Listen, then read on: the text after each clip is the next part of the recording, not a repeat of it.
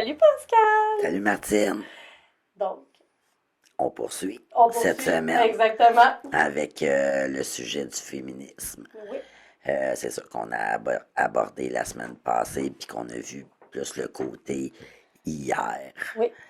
Là, on débute avec la période Mhm. dite plus d'aujourd'hui, actuelle, en Ouais. reculant quand même un peu dans le temps. Donc, je te laisserai débuter Ouais, avec absolument. Je vais en va ta dans le ligne du bref. temps Je encore, m'en vais puis dans le ouais. bref du sujet parce que la dernière fois, l'épisode de la semaine dernière, en fait, on s'est quitté sur 1981. En fait, où les femmes qui se marient peuvent garder leur nom et peuvent le donner à leurs enfants. Donc, on est vraiment là. Puis, ben, c'est là qu'on a arrêté. Puis là, ben, on va en venir à un sujet, 1988. C'est quand même une année importante parce que la Cour suprême décriminalise l'avortement. Je dis bien décriminalise. Décriminaliser ne veut pas dire légaliser, ne veut pas dire que c'est un droit, ça veut seulement dire que ce n'est plus criminel de se faire avorter. Donc, c'est quand même quelque chose qui est important. Dans l'année qui a suivi, il s'est passé plusieurs choses au niveau juridique par rapport à ça, dont une situation très particulière qu'on appelle l'affaire d'Aigle-Tremblay, qui vraiment a monopolisé les journaux de l'époque. Ça a été des sujets sur toutes les lèvres.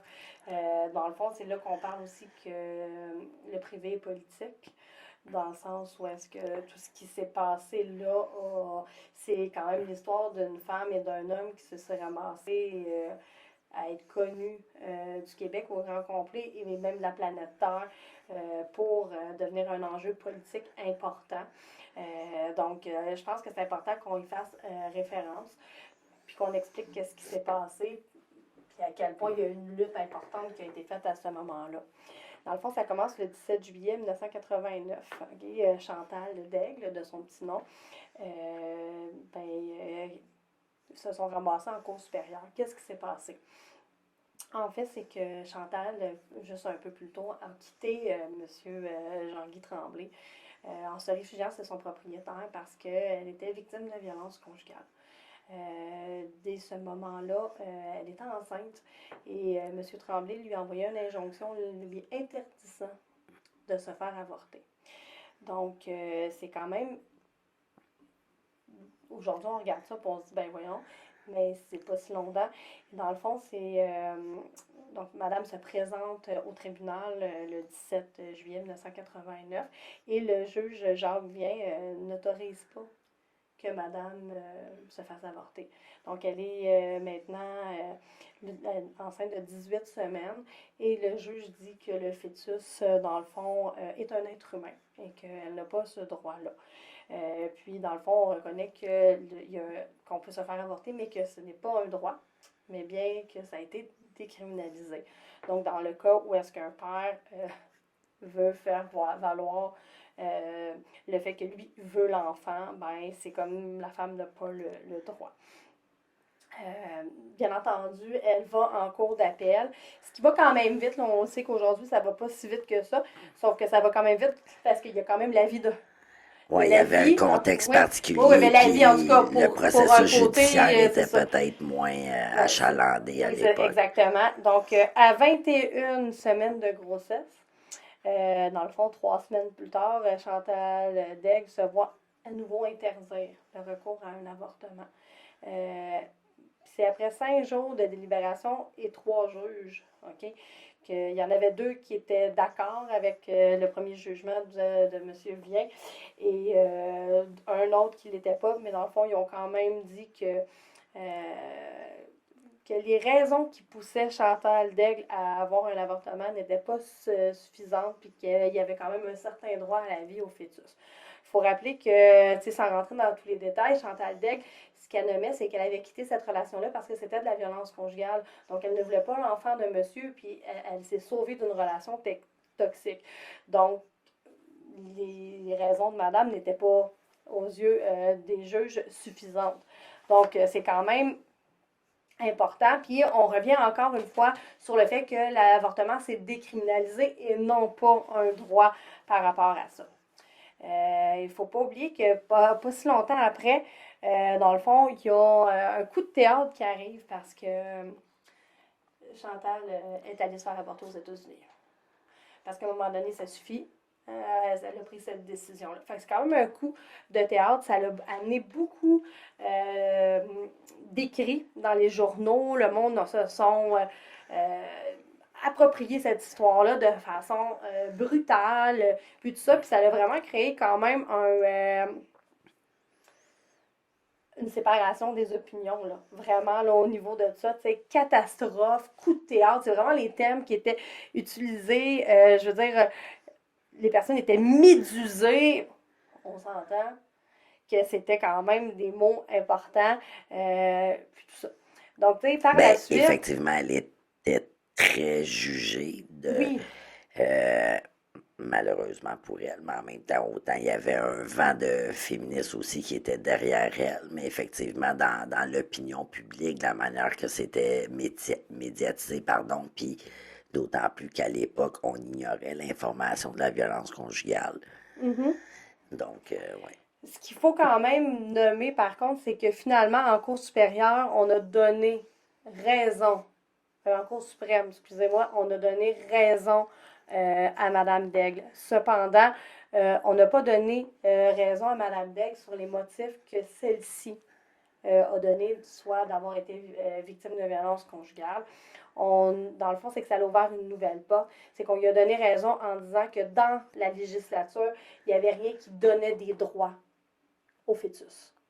Donc, pas plus le père que la mère avait un pouvoir sur celui-ci, mais étant dans le corps de la femme, techniquement, il n'y a rien qui pouvait empêcher la femme de recourir à un avortement, puisque l'avortement n'était plus criminel. Donc, c'est là que les juges ont quand même nommé qu'il y avait quand même une urgence de statuer sur le fœtus. Donc, Sur le fait d'accorder ou non des droits. oui, Ouais, exactement, au fœtus. Donc, tu sais, cette femme-là s'est ramassée en plein milieu d'un combat politique malgré elle. malgré elle. Tu sais, c'est quand même incroyable. Donc, je pense que c'est important de statuer que, tu sais, ça a été complexe pendant une grossesse qu'elle voulait interrompre parce qu'elle avait ses motifs à elle qui sont légitimes. Tout à fait. On lui a refusé à 2 reprises et elle l'a fait aux États-Unis.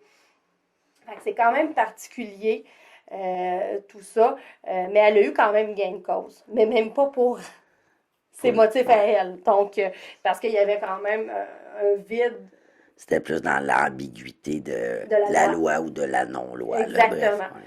Donc, c'est ce bout-là quand même important. Puis, tu sais, je tiens quand même à préciser que c'est comme en 1991 que l'avortement devient un droit protégé par la charte. Après plus de 20 ans de lutte, hein, parce qu'on se rappelle que oui, au départ en 88, on avait la décriminalisation, sauf que ça faisait déjà 20 ans qu'on se battait pour pouvoir avoir accès à l'avortement, puis tout ça. Donc, ça devient un droit en 1991. Par contre, j'aimerais quand même dire que encore aujourd'hui, le droit à l'avortement, là, c'est fragile, là. Dans le sens où est-ce que l'accès aux cliniques d'avortement n'est pas encore accessible partout dans le Canada. Puis ça varie beaucoup d'une province à l'autre, des villes, puis des accessibilités, puis aussi de ton statut. Hein, parce qu'il ne faut pas oublier que tout dépendant de ton statut, tu as droit à certains services de santé ou non. Donc, ça met des femmes qui ont, mettons, un statut socio-économique fragile dans l'impossibilité de peut-être avoir accès à une interruption volontaire de grossesse. Et aussi, si on regarde certains enjeux politiques qu'on a eus dans les dernières années, où est-ce que le droit à l'avortement est revenu sur la sellette comme sujet principal, puis quasiment envers une campagne électorale sur ce sujet-là. On se dit que, tu sais, la loi, elle est là, mais on peut changer les lois. Ouais. Donc, il reste un enjeu sur ce côté-là parce que le fait que les gens continuent à en parler, puis qu'il y a des gens qui continuent à être contre, ça veut dire que la discussion est comme pas close pour eux. Non, puis ça demeure, c'est ça, un sujet encore fragile, délicat, dans l'optique que justement un droit peut être retiré. On l'a vu à travers l'historique que tu as mentionné la semaine Mhm. dernière, comme quoi qu'il y a eu des droits en principe qui étaient là puis qui ont été retirés par la suite. Donc, c'est jamais, jamais acquis. Encore une fois, une raison valable de l'existence du féminisme pour pas perdre les Oui. acquis de ces luttes acharnées-là au fil du temps. Puis aussi, même au moment que c'est devenu un droit, en tant que tel, l'avortement, je me souviens très bien, encore une fois, un volet médiatique, tout ce qui est en lien avec la clinique du docteur, je crois que c'est Morgan Tyler, son nom, si je me trompe pas. Puis justement, c'était un homme médecin, mais il y avait des gens qui allaient faire du piquetage devant la clinique, ils se faisaient insulter, ils recevaient des menaces. Je crois même qu'il y avait eu aussi une entrée par infraction dans la clinique où est-ce qu'on est allé faire du vandalisme et tout. Donc, même ceux qui osaient appliquer la loi, dans le fond, Ouais. se mettaient en danger tellement que Et c'est ça, il y ça l'a avait... divisé Ouais, longtemps, puis ça divise encore. Donc, c'est normal de dire que c'est pas acquis, puis il faut pas le prendre comme ça. Donc, tu sais, quand on dit que c'est réglé, ce n'est pas réglé. Si on regarde nos voisins du Sud, où est-ce que ça brasse dans plusieurs États, puis que l'avortement est fragile, puis que c'est pas tout le monde qui a accès, je veux dire, on est... ben, je crois même qu'elle a été retirée dans certains États, Oui, ou c'est en ça. tout cas, Ça a été compliqué, là. Je veux pas m'embarquer ouais. parce que, tu sais, vu que c'est plusieurs États, là, mais il y a des endroits que c'était déjà difficile d'accès, mais là, en ce moment, c'est encore plus difficile.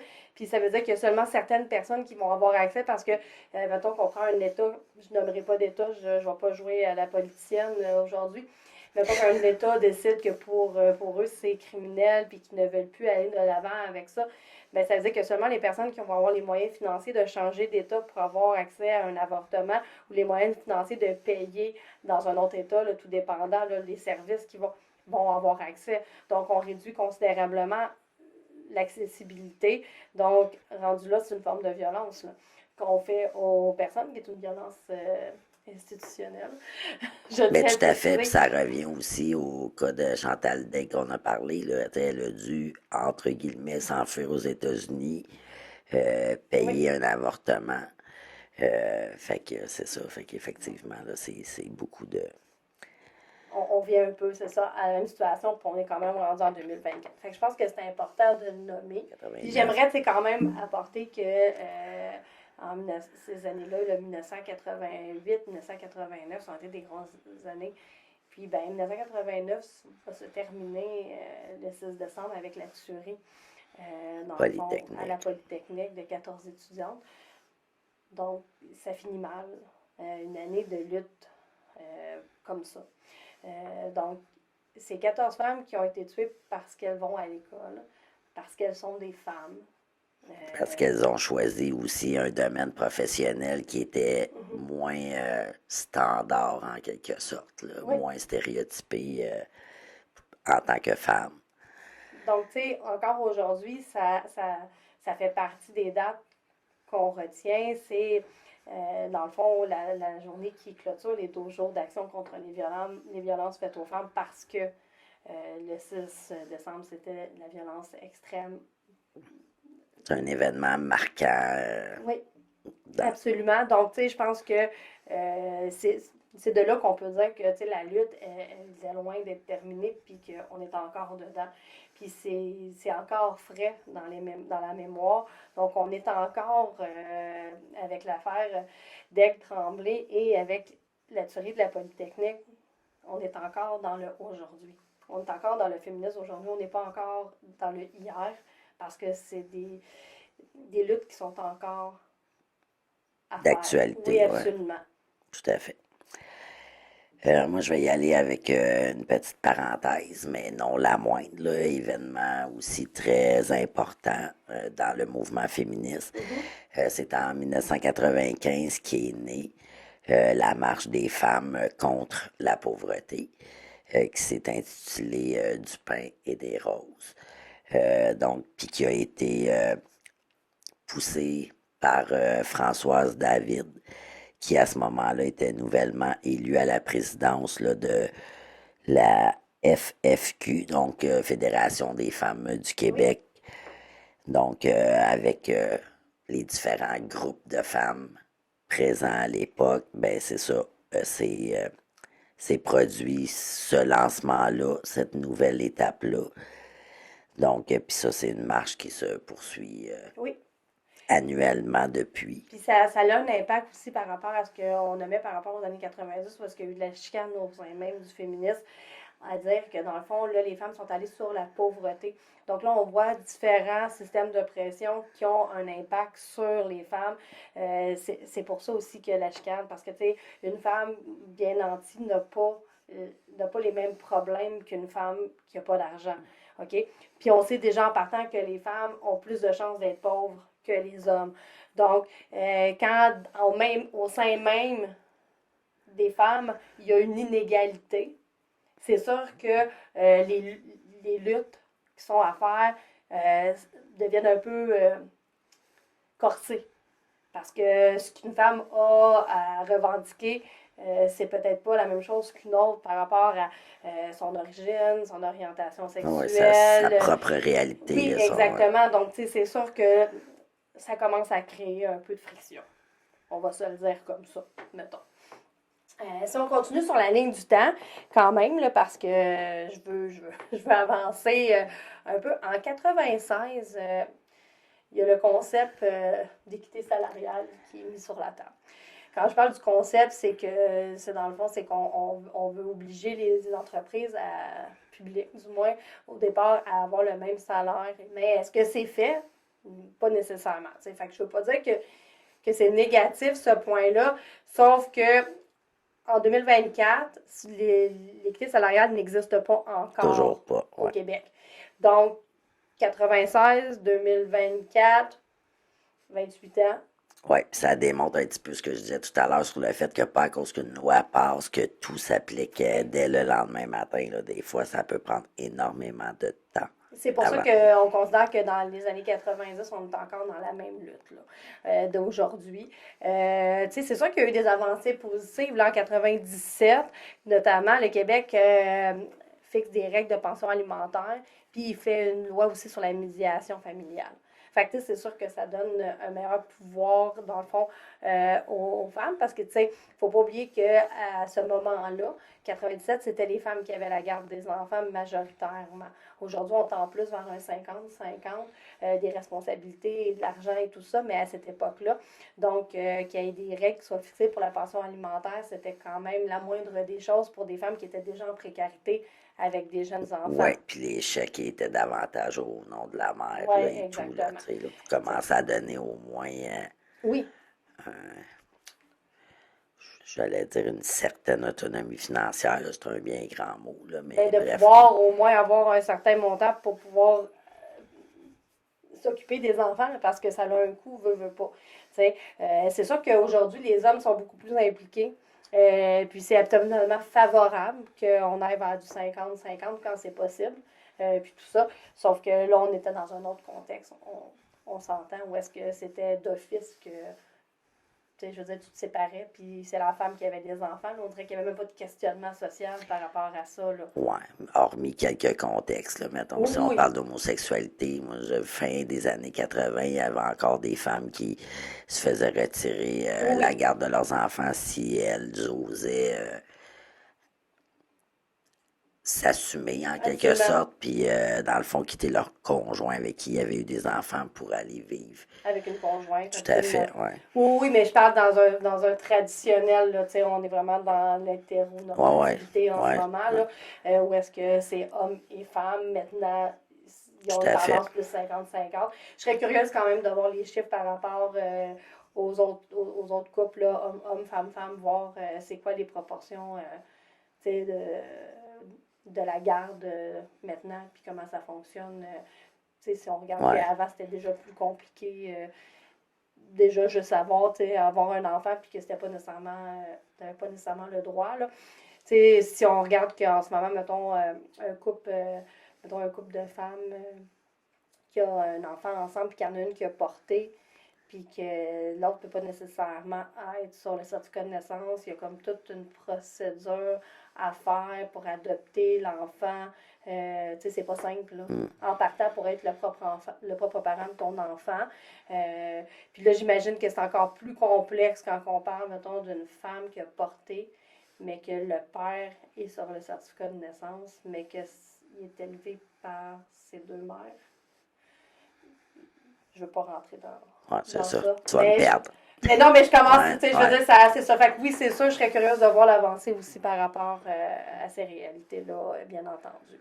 Donc, il y a ça qu'il y a eu comme avancement quand même. Puis, ce qui mène à dire aussi, tu sais, que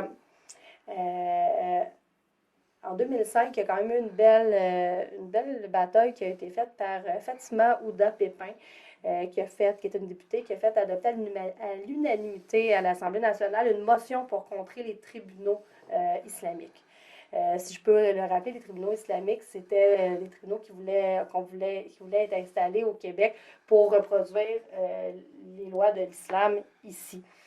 Puis, ben, ça n'a pas fonctionné. Fait que c'est quand même une belle Une belle victoire, ouais. pour les femmes du Québec de ne pas avoir permis cela. Parce que dans le fond, la raison pourquoi ça n'a pas été permis, c'est parce que ça va à l'encontre de la Charte des droits et libertés.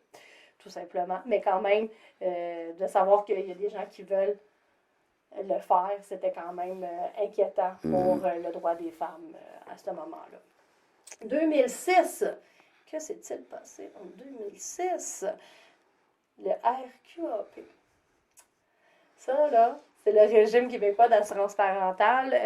Ça fait pas si longtemps que ça. Là, je regarde là, puis je fais « Oups! » Ce qui me rappelle que je suis quand même plus vieille que je pensais. Parce qu'avant, c'était le chômage. Hein, quand on est en congé de maternité. Puis, ça n'a pas toujours été aussi long que sur le RQAP.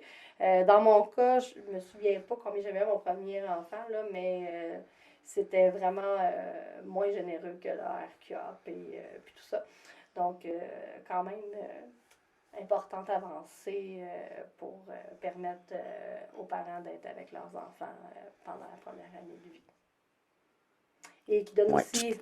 Oui, puis davantage justement d'autonomie financière. puis avec les lois reliées à tout ça dans l'optique qu'une femme ne peut pas perdre son emploi Oui, parce exactement. qu'elle est enceinte et tout, mais c'est effectivement des grandes avancées pour les femmes, puis de là aussi a découlé tout notre système, loin d'être parfait, mais en lien avec les CPE, les garderies, les services de garde, pour justement un petit peu donner un coup de main à toutes les femmes qui souhaitent occuper un emploi. Oui, puis quand même, on peut parler du RQAP comme étant quand même quelque chose qui est en mouvance parce que, tu sais, maintenant, il y a quand même deux régimes. On peut prendre moins de temps, mais plus d'argent, puis on peut prendre plus longtemps.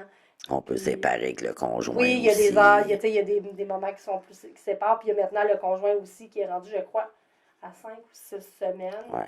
Fait que, tu sais, il y a quand même déjà, en partant, déjà plus. C'est à partir, je pense, de 3 jours, puis après oui, ça, c'est 3 ça. semaines. Fait que, tu sais, je veux dire, il y a puis ça, c'est sans compter les semaines parentales qui sont partageables à 100% là, selon le bon vouloir du couple. Puis il y a juste le congé maternité, là, je crois que c'est 18 semaines, que lui est juste pour la personne qui a accouché, dans le fond. Parce qu'il y a quand même il y a une convalescence physique. C'est exactement ça, mais pour le reste, tout est partageable. Puis tout, donc, quand même, il y a une belle avancée sur ça. C'est pas parfait, mais on y va. Si on continue, je pense qu'on peut parler comme en 2012. On va avancer un peu plus vite dans le temps. Il y a eu Idle No More, OK, qui est dans le fond une lutte menée par des femmes autochtones qui a été médiatisée, mais pour vrai, c'est comme une des premières luttes qui a été autant médiatisée. Est-ce que c'est le fait que 2012 aussi, il y avait eu toute l'accessibilité au niveau des réseaux sociaux qui commençait, là, parce qu'on se rappelle que Facebook, ça a commencé à la fin 2007, si je ne me trompe pas. Donc, tu sais, il y avait déjà plus d'accès, on voyait mieux, c'était plus facile d'avoir de l'information un peu partout. De la Oui, visibilité de la aussi, ouais. visibilité, mais tu sais, dans le fond, c'est grâce à ces femmes-là. Dans le fond, ça a été dans l'Ouest canadien. Puis on a pu vraiment avoir un portrait réel de la réalité puis des conditions de des populations autochtones.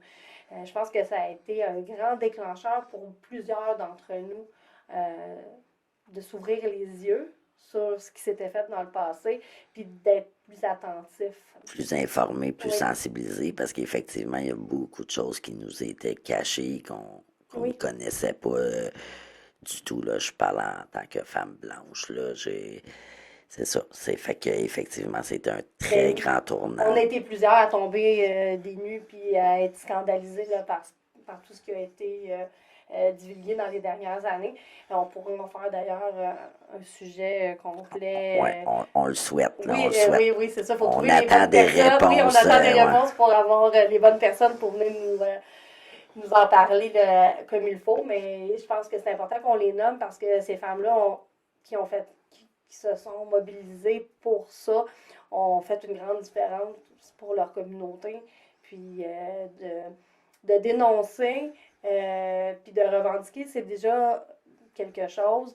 Mais quand tu fais partie d'une minorité visible, ben, c'en est toute une autre partie, tu sais, parce que tu t'adresses à des personnes qui ont des privilèges que tu n'as pas. Mm. Puis là, il faut que tu déconstruises des façons de penser, des stéréotypes, des jugements. Donc, tu t'exposes à plein de choses. Fait que bravo à ces femmes-là. Effectivement, bravo. Puis, tu sais, je pense aussi à tout ce qui est des femmes disparues, là, dans le fond, là, et assassinées, là, femmes Oui, des Premières Nations. Ça aussi, dans les dernières années, on en a appris davantage. oui, absolument. Puis, tu sais, je pense que ça a été un nombre de choc pour le pays au complet par rapport à tout ça. Donc, quand je dis qu'on n'a pas guéri de ça, puis qu'il y a beaucoup de luttes encore, ben cette lutte-là en fait partie. Puis je pense on pourra pas dire qu'on est arrivé à l'égalité. Puis là, je me souviens pas c'était quoi le poste de police. Là. Je sais que c'est plus au nord, au Ouais, Québec, bon, on là, ne nommera mais, pas par principe, là, mais mais bref, tu sais, ça avait quand même été médiatisé. Là, donc, ça aussi, c'était un frein pour ces femmes-là de mhm. tenter d'aller chercher du soutien, de l'aide, etc. Si vous ne savez pas de quoi on parle, Pascal et moi, je vais essayer de vous mettre en lien là, justement le reportage là, avec, je pense qu'il y a 4 ou 5 témoignages de femmes aussi qui ont été faits. Là, je pense que c'est Radio-Canada qui avait fait un reportage sur le sujet. Ouais, c'est ça. Ben, en tout cas, je me souviens pas de. Oui, Mais je je vais me essayer de le souviens retrouver de. pour Ouais. vous le mettre dans la description là, pour que vous puissiez aller consulter. Sinon, ben, si on continue, dans la ligne du temps, 2012 toujours, c'est une première ministre qui est élue, Madame Pauline Marois, hein? Dans le fond, qui est élue, c'est la première femme d'un parti politique au Québec. C'était pas la première au Canada, mais au Québec, oui. Puis, ça n'a pas été facile. On va se le dire. Ah, puis juste dire, je m'excuse, mais c'est la première au Canada. Si je me trompe pas, c'était dans les années 80, puis c'était en remplacement. Tu Oui, sais, elle avait comme repris, elle avait finalisé un mandat. Donc, c'est pas elle au départ. Je oui. crois qu'elle se prénommait Kim, mais bref. C'est ça, fait que c'était pas elle nécessairement qui avait été Non, exactement. élue par les Mais au Québec, citoyens. c'était officiellement la première à diriger la province. Puis ça n'a pas été facile pour vrai. Kim Campbell, Oui, excuse. absolument, tu as Excuse. raison. Ouais. Ça a Toi, pas ça payé. t'a. Ouais. C'est parfait. C'était spontané. Mais c'est ça. Fait que Mme Marois, elle l'a pas eu facile. Tu sais, je veux dire qu'on soit dans son parti politique ou non. Les commentaires qu'il y a eu au propos de Mme Marois étaient désobligeants, disgracieux. Ben, le fait qu'il y a eu quelqu'un qui est arrivé avec un gun lors de sa victoire, puis que ça l'a viré, puis que, en tout cas, Ça en dit long sur le fait qu'une femme puisse devenir première ministre au Québec. Puis, est-ce que la sécurité était à la hauteur? En tout cas, il y a plein de choses qui peuvent nous passer en tête par rapport à ce moment-là, mais juste après. Euh, les commentaires qu'on a donnés à Mme Marois étaient quand même disgracieux, puis Oui, puis beaucoup critiqué sur justement ses vêtements, si elle avait l'air, par exemple, fatiguée. Fait que c'était mhm. beaucoup plus axé sur le physique ou ses traits plutôt que sur ses compétences, ses avancées, Oui, oui, parce puis qu'elle a fait de très belles et grandes choses, puis Madame Marois, oui, même avant d'être il première faut pas oublier ministre. que Mme Marois a une formation comme travailleuse sociale. Ouais. Donc, c'est sûr qu'elle avait un côté socialiste beaucoup plus peut-être prononcé, qui n'ont pas plu à certaines personnes. Puis, guerre rendu là, c'est un côté politique qu'on prend ou qu'on prend pas, puis ça va. Mais d'utiliser le physique, puis le fait que tu sois une femme pour démonter les idées d'un parti politique, ça ne se fait pas selon moi. Bon, donc je vais arrêter là, mais quand Puis même. ça fait partie aussi je ne sais pas si tu as d'autres points dans ta ligne du temps, parce Oui, j'en que, ai quelques-uns, mais c'est correct. ben, c'est parce que j'allais juste faire le parallèle, parce que tout à l'heure, je vais nommer quelques enjeux Oui, qui sont reliés là, avec les mouvements féministes, des enjeux qui sont encore justement, qui perdurent dans le temps, qui sont pas réglés, même si on l'a vu tout à l'heure, même quand quelque chose est réglé, jamais 100% réglé non plus. ouais. Bref, c'est ça. Fait que je vais te laisser Oui, il me finaliser. reste deux points dans le fond à parler parce qu'on parle, on a quand même nommé que les réseaux sociaux ont commencé à prendre quand même une ampleur importante, puis que, tu sais, je veux dire, l'information se transmet de façon beaucoup plus rapide. Il y a eu deux mouvements, un en 2015, puis un en 2017, dans le fond. Il y a eu le premier mouvement qui s'appelait agression non dénoncée, qui est un hashtag qui a été fait, qui a quand même eu quand même une bonne portée, tu sais, mais je dirais que c'était plus au niveau comme peut-être anglophone puis tout ça. Mais après ça, en 2017, ça en est suivi le hashtag moi aussi, MeToo. Dans le fond, où est-ce que, tu sais, par rapport à tout ça, je veux dire, on a eu plusieurs années là, de dénonciation par rapport aux agressions sexuelles, par rapport à tout ça.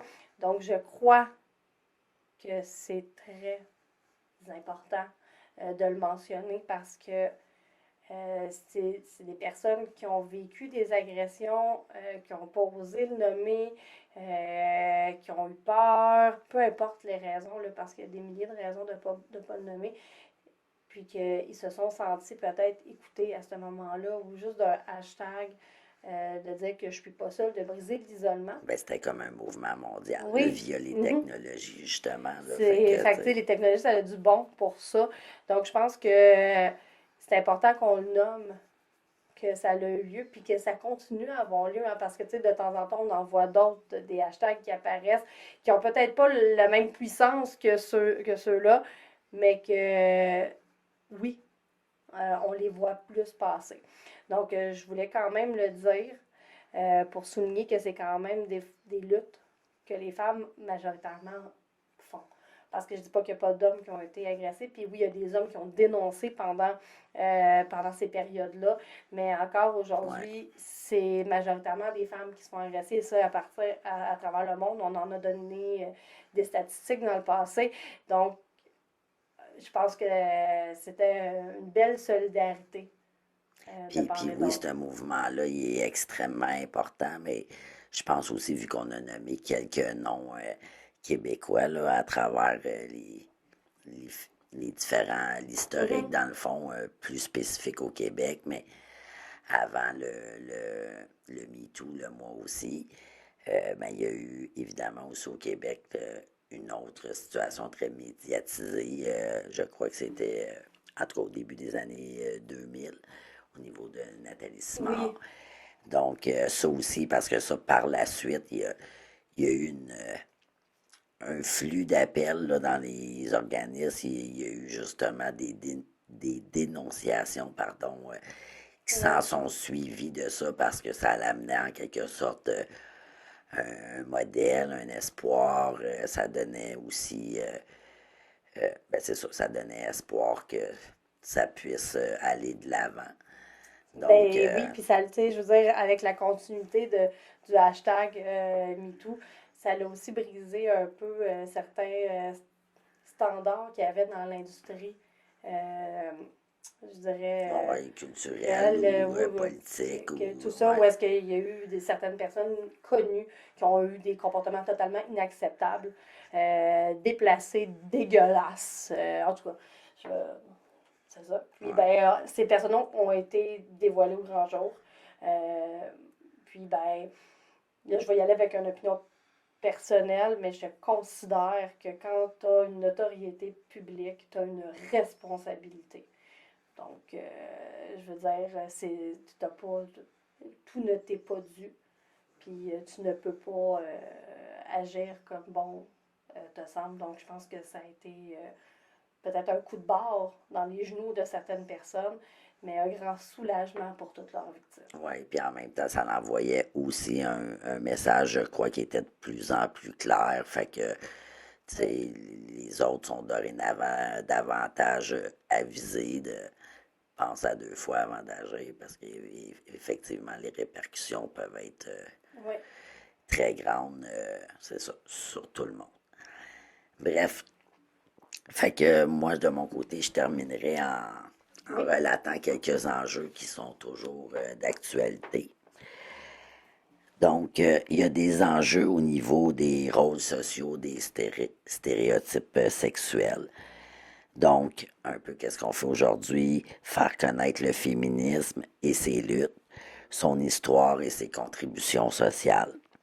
Reconnaître l'intersection des oppressions et combattre tous les systèmes d'oppression des femmes. Donc, c'est aussi un sujet qu'on va oui, aborder avec l'intersectionnalité dans l'intervention féministe.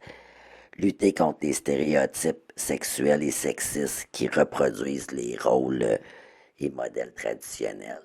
Fait que ça, c'est une des causes des contextes de violence conjugale oui. notamment. Mhm. Dénoncer évidemment toutes les formes de violence qui sont faites aux femmes. Il y a également l'accès des femmes au pouvoir. Donc, tenter d'atteindre certaine égalité, parité Ah, au oui, puis niveau au-delà des... de l'égalité puis la parité, je dirais aussi crédibilité. Ouais, ouais. Parce que, Fait que tout dans les domaines justement de pouvoir. Fait que ce soit en tant que gestionnaire, en tant que politicienne.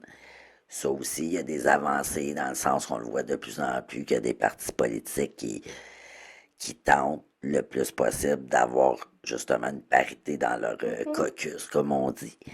Mais on est au tout début là, de tout ça. Favoriser des réflexions en vue du renforcement de la démocratie et du pouvoir citoyen. Il y a des enjeux au niveau de l'autonomie économique des femmes. On l'a brièvement abordé aussi. Notamment, l'équité non, euh, n'est pas encore atteinte. Non, appliquée, c'est pas atteint. atteinte. Euh, Assurer l'accessibilité des femmes aux besoins essentiels de base, comme tu le nommais, les femmes sont plus à risque de pauvreté, de précarité et tout. Défendre un juste partage de la richesse et la mise en œuvre de politiques sociales progressistes. Donc, une femme mariée, pas mariée, Mhm, mettons, là, elle se retrouve avec plus rien financièrement parce qu'elle n'était pas mariée, puis bon, peu importe. Là, il y a oui, plein d'enjeux. absolument. Développer des moyens pour permettre aux femmes d'assurer leur autonomie économique et la reconnaissance de leurs contributions spécifiques à la société. Ça sera pas bien long. Il y a des enjeux au niveau de la santé des femmes, donc promouvoir une vision globale de la santé des femmes en tenant compte des facteurs sociaux et politiques qui influencent la santé. Promouvoir l'autodétermination du corps des femmes. On Mhm, l'a aussi abordé aujourd'hui. Et finalement, ben, il y a l'enjeu de la marchandisation des services publics et des ressources. Donc, assurer le maintien et l'accessibilité des services publics offerts aux femmes, qu'on parle de services publics, d'organismes communautaires, etc. Là. Donc, l'accessibilité, c'est un enjeu important, vraiment, Oui, parce puis que qui plus les fait, femmes ont des systèmes de pression, puis plus l'accessibilité est réduite. ouais, vivre éloigné, pas avoir de transport, pas avoir de moyens financiers, Avoir un handicap physique, ouais, avoir un handicap mental, avoir certaines limitations, être assisé, ne pas connaître une langue, ça s'accumule. ouais. Donc, c'est ça. Fait que justement, s'assurer que pardon, du maintien des acquis au niveau des services, évidemment, en Et les souhaitant les améliorer. améliorations, puis l'accessibilité qui est hyper importante dans un contexte aussi qui soit le plus possible gratuit pour préserver justement le bien commun, puis apporter justement l'essentiel au droit à l'égalité pour les femmes. Puis encore une fois, j'ajouterais juste le fait que c'est également dans une perspective mondiale, universelle. Oui. Donc, les luttes féministes sont aussi là pour ça. Tu Oui. sais, pour... J'aimerais ajouter quand même deux luttes, trois luttes peut-être, à celle-là peut-être plus spécifique.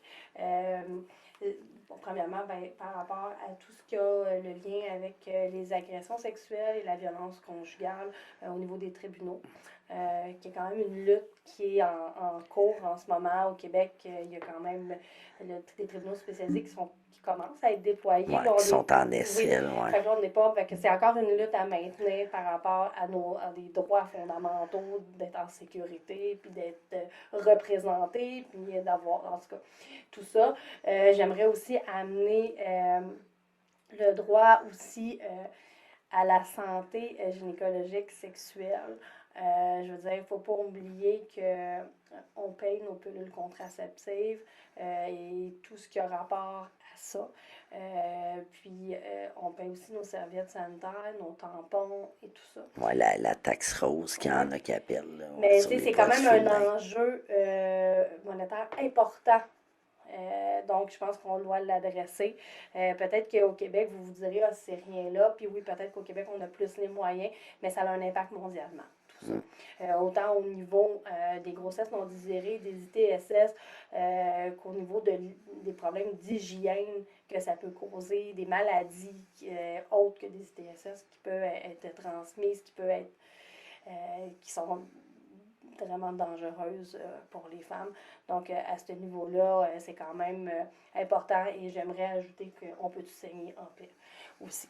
Donc, c'est quand même une lutte encore parce qu'on se fait encore passer des commentaires sur le fait qu'on a nos règles ou qu'on les a pas, qu'on est en préménopause, qu'on est en ménopause. Peu importe où est-ce que notre cycle est rendu, ben, il y a encore des commentaires disgracieux, puis tout ça. Puis on n'est pas prise nécessairement au sérieux encore dans toute cette problématique-là Oui, c'est ça, il commence à y avoir des oui. découvertes qui sont potentiellement intéressantes, mais tout ça, c'est ça, est Puis à on suivre. est au Québec, donc pour ceux et Ouais, celles qui disent imaginez, ouais.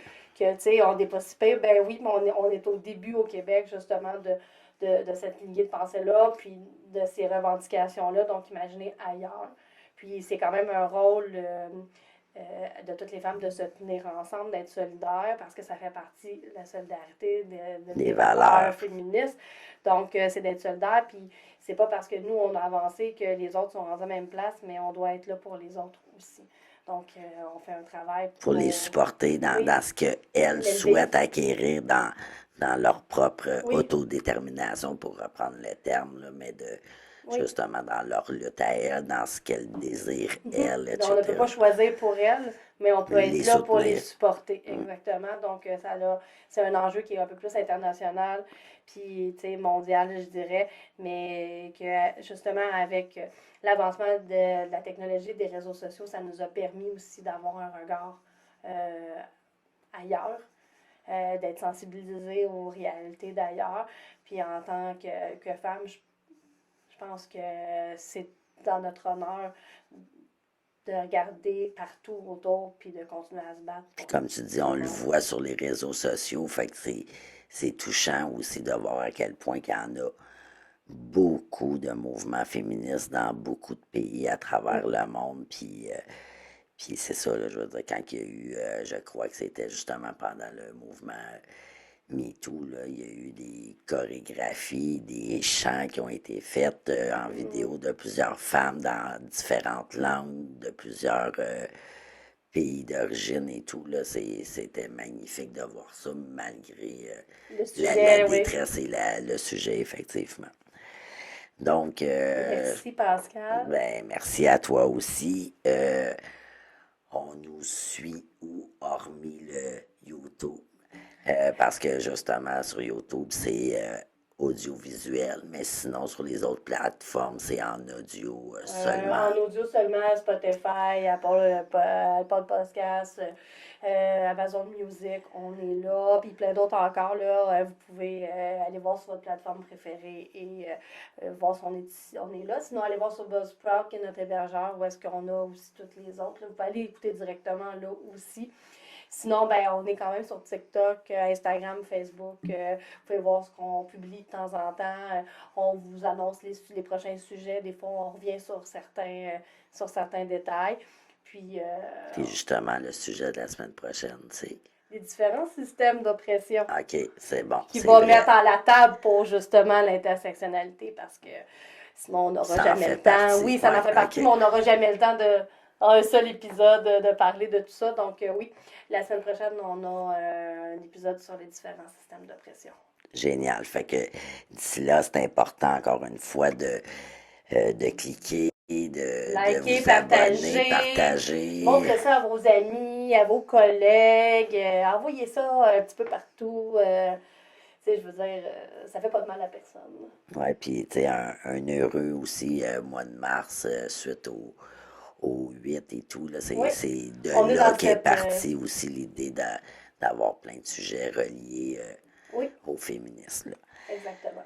Donc, d'ici là, ben, dans le fond, on se revoit la semaine prochaine. Prenez soin de vous. Bye.